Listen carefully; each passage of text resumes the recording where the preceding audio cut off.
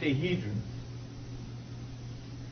But the edge octahedrons were incomplete.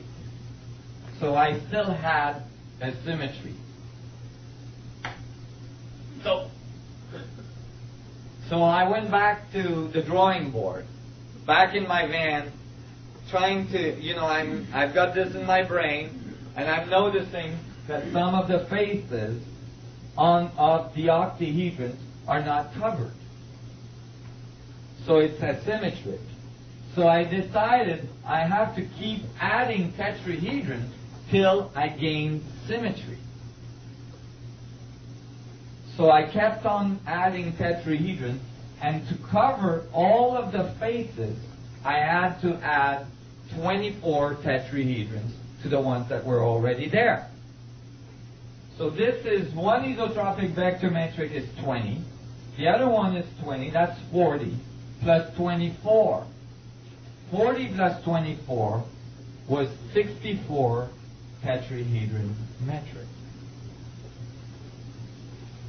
The 64 tetrahedron metric is a match to many, many things. I'm going to give you a hint. There is 64 codons that generate the 20 amino acids of your DNA structure. Okay? Now,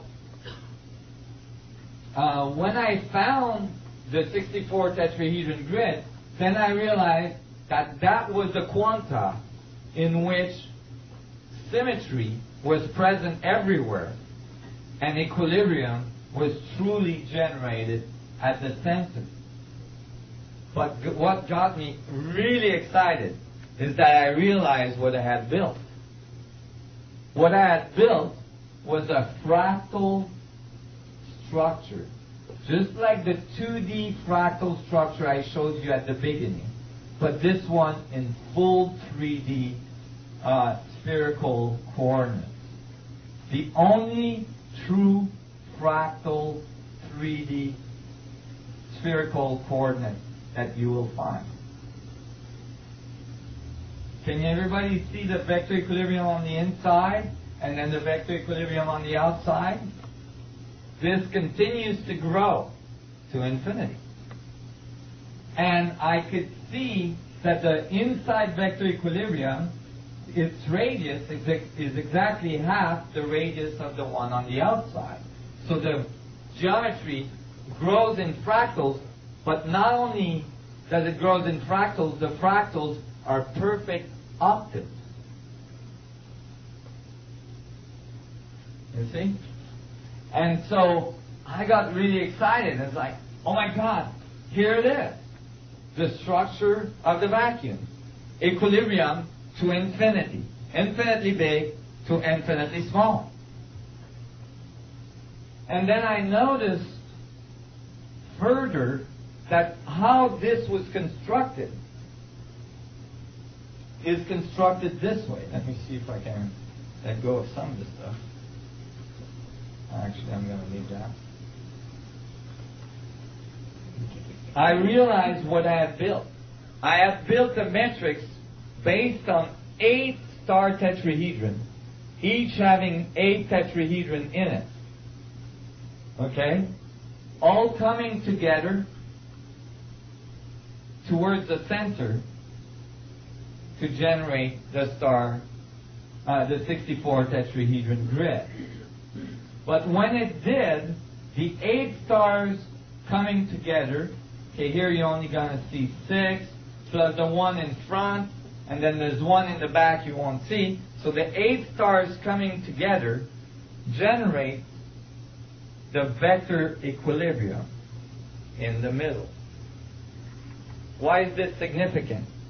8 star tetrahedron is made out of 8 tetrahedrons pointing outward, radiation, coming together to generate the vector equilibrium, which is 8 tetrahedron coming towards the center, generating contraction.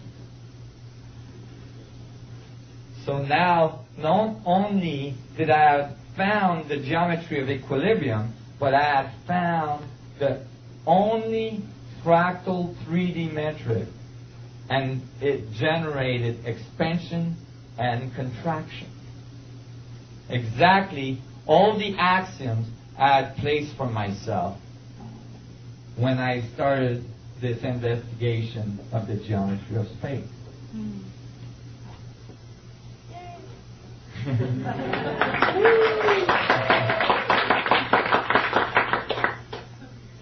I was so excited.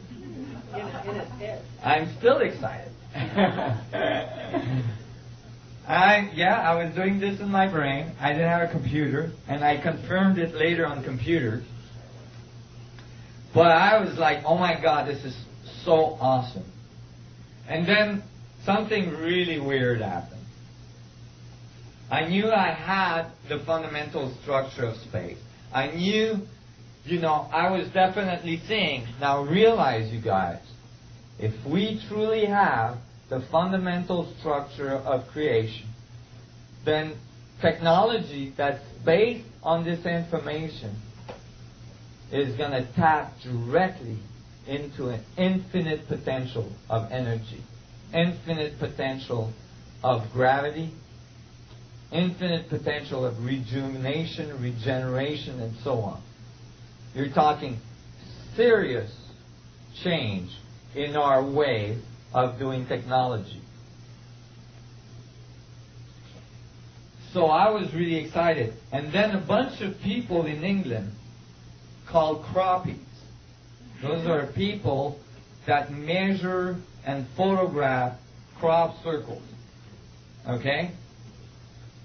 Now, I know you guys, crop circles, There's scientific papers that were just published in peer-reviewed journals about crop circles, because many of them are not being able to be explained by people going in the fields at night and stomping around, Doug and Dave drinking moonshine and freaking everybody out. Some of them are not easily explained, and actually papers have just been published in peer-reviewed journals saying that this might be a new source of energy. But the croppies that I'm talking about decided in 1997 that if somebody was trying to talk to us through the crop circles, maybe we should talk back. So they went in the crop circles and they wrote in big letters by stomping around with their boots, what do we need to know?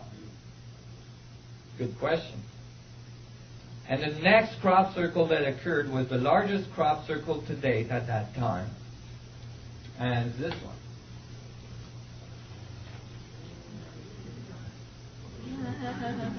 Have we seen this somewhere? This is everything we've been talking about this morning. What do we need to know? Well, that's really nice. They give us this. They even made it in a way that's not reproducible by Doug and Dave drinking moonshine. Because all the hay is woven in a way that it makes effects of light and shadow that gives the vertices, the edges of 3D tetrahedrons.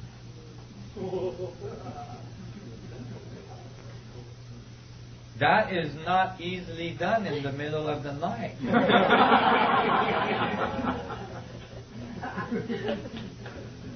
And so, and it was enormous. It was the largest today. It was much larger than anything previous to that. And it was interestingly situated near ancient, sacred site. And then a few weeks later, the next crop circle, a few weeks later, was another iteration of the same thing. So they were insisting on the pattern. What do we need to know? You guys get it? Look at tetrahedral fractal geometry. Right? How do you fit infinity in a finite space. Note that on these fractal curves, although there's not a boundary around the whole thing, the boundary is implied because the circles are all there of the smaller boundaries of the fractal. You guys follow this? So I was like, oh my God. Well, you know, when I found this, I was living at my friend Gabriel's cousin, you know, in Arizona, and, you know, he found me jumping on his couch, pulling my hair out. I got a picture of that part in the middle, and I realized what it was. It's the exact same geometry, but this one going inwards.